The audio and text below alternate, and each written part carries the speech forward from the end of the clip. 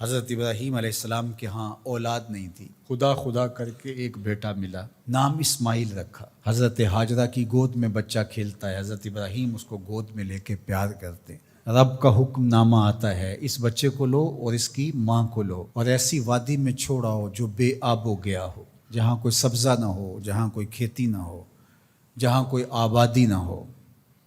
اللہ اکبر! نومولود بچے اور اس کی ماں کو ایسی وادی میں چھوڑ آنا جہاں کوئی انسانی آبادی تو درکنار، کوئی پرندے بھی نہ رہتے ہوں، یہ کوئی تھوڑا امتحان ہے؟ ذرا تصور تو کیجئے، کلیجے کانپ جاتے ہیں۔ لیکن حضرت ابراہیم اس امتحان کے لیے بھی تیار ہوئے۔ تھوڑا سا سامان لیا، اپنی بیوی کو اور اپنے نومولود بچے کو لے کر کے 3 نفوس پر مشتمل قافلے نے جا کے وہاں پڑاؤ کیا۔ کچھ وقت گزارا، پھر اللہ کی بارگاہ میں سحر کے وقت اٹھ کے دعا مانگی، ربنا انی اسکنت من ذریتی بواد غیر ذی زرع عند بیتک المحرم۔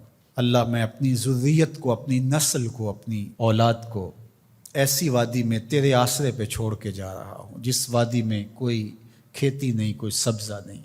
دعا مانگی، تھوڑا سا جو توشہ تھا، سامان تھا، سپرد کیا اور واپس پلٹنے لگے۔ حضرت ہاجرہ نے تمسکت بعضیالہ، آگے بڑھ کے دامن پکڑ لیا، کہا اس تنہائی میں، اس بے آب و گیا وادی میں چھوڑ کے ہمیں اس وقت کہاں جا رہے ہیں؟ کیا جواب دیتے؟ خاموش ہو گئے۔ تھوڑی دیر گزری، پھر قدم اٹھایا تو پھر بیوی نے دامن پکڑ لیا اور حضرت ہاجرہ بولی، اس وادی بے آب و گیا میں ہمیں چھوڑ کے کہاں جا رہے ہیں؟ حضرت ابراہیم کوئی جواب نہیں دیتے۔ ذرا تصور کیجئے، آپ بھی صاحب اولاد ہیں۔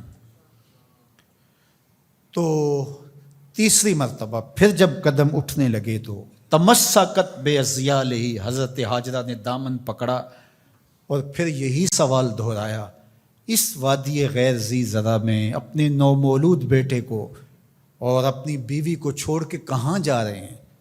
حضرت ابراہیم پھر بھی جواب نہیں دیتے۔ تھوڑی دیر کے بعد حضرت ہاجرہ خود ہی بولتی ہیں، کیا یہ اللہ کا حکم تو نہیں؟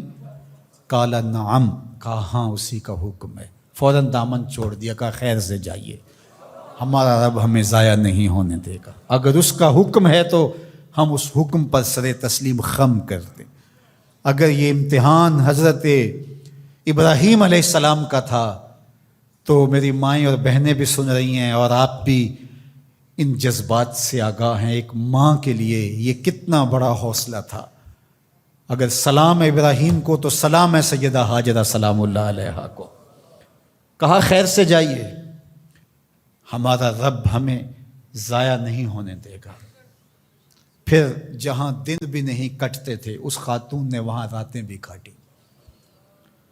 توشہ ختم ہو گیا، پانی بھی ختم ہو گیا، پھر 2 دن کے بعد ماں کی چھاتیوں سے دودھ بھی خشک ہو گیا۔ خود تو بھوک کاٹ رہی ہے لیکن بیٹے کی پیاس اور بھوک دیکھی نہیں جاتی۔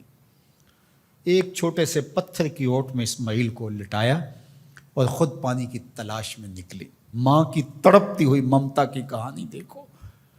اللہ اکبر! کبھی صفا پہ کبھی مروہ پہ 7 چکر کاٹتی ہیں۔ پھر جب 7ویں چکر میں مروہ پہ پہنچی، اطراف میں دیکھا، کہیں کوئی پانی کے آثار ہویدا نہیں ہوئے۔ گزرتے گزرتے بیٹے کو بھی دیکھتی تھی، نشیبی جگہ سے بھاگ کے گزرتی تھی، وہاں لال نظر نہیں آتا تھا۔ مروہ سے دیکھا، دور اوٹ میں پڑا ہوا بچہ تڑپ رہا ہے، لگا زندگی کی آخری سانسیں ہیں۔ مروہ سے دوڑ کے جو ہی قریب آئیں تو منظر بدلا ہوا تھا۔ وہ اسماعیل جو پیاس سے تڑپ رہے تھے، پیاس سے جب انہوں نے ایڑیاں رگڑی، خدا نے چشمے جاری کر دی، پانی پھوٹ نکلا، دوڑی اور منڈھیر کر دی اور کہا زم زم، رک جا رک جا۔ کہا کہ اللہ بھلا کرے سیدہ ہاجرہ کا، اگر وہ زم زم کہہ کے پانی کو نہ روکتی وہ پوری روئے زمین پہ پھیل جاتا۔ اللہ اکبر! یہ حضرت ہاجرہ کا امتحان تھا اور امتحان میں وہ بھی سرخرو نکلی۔ وہ کہا ہم قیامت تک تیرے قدموں کے نشان کو جلوہ گاہ بنا دیں گے۔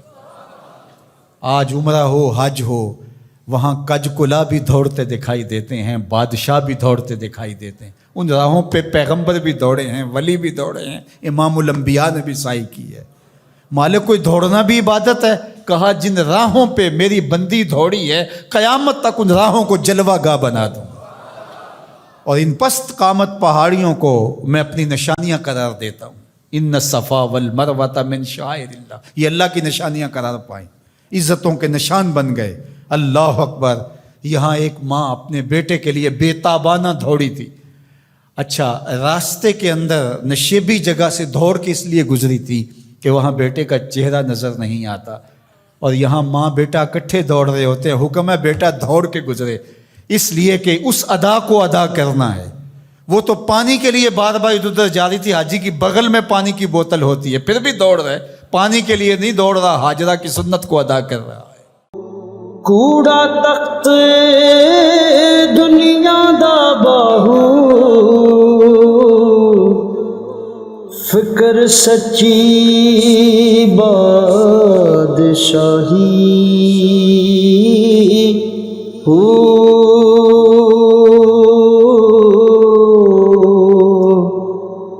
جس دل سے میں اللہ دا چمکے،